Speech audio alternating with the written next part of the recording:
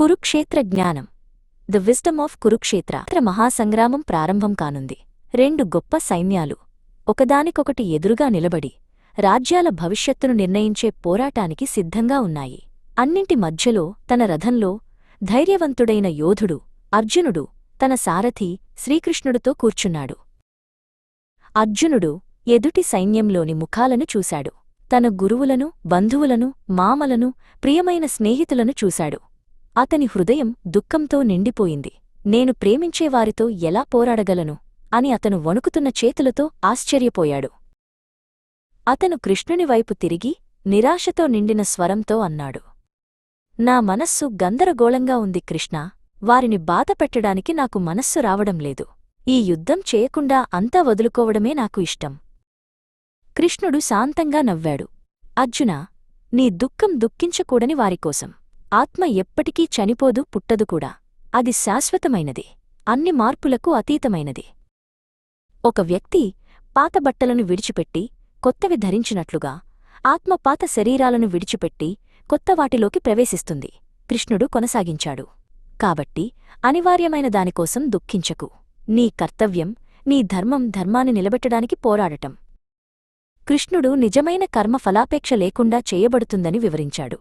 అర్జునా, విజయం లేదా అపజయం, లాభం లేదా నష్టం గురించి ఆలోచించకుండా స్పష్టమైన హృదయంతో నీ కర్తవ్యాన్ని నిర్వర్తించు. ఇదే నిస్వార్థ కర్మమార్గం.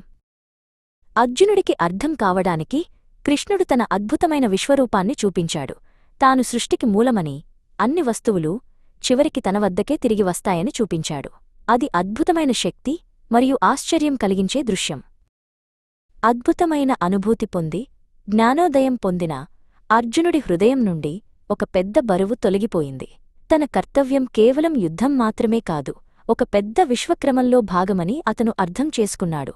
అతను కృష్ణుడికి నమస్కరించాడు. అతని మనస్సు ఇప్పుడు స్పష్టంగా ఉంది.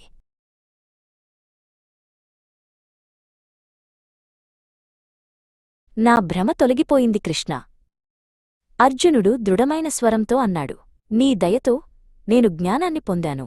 నేను ఇప్పుడు స్థిరంగా ఉన్నాను మరియు నీ సూచనల ప్రకారం వ్యవహరించడానికి సిద్ధంగా ఉన్నాను. అతను తన శక్తివంతమైన గాంధీవ ధనుస్సును మళ్లీ అందుకున్నాడు.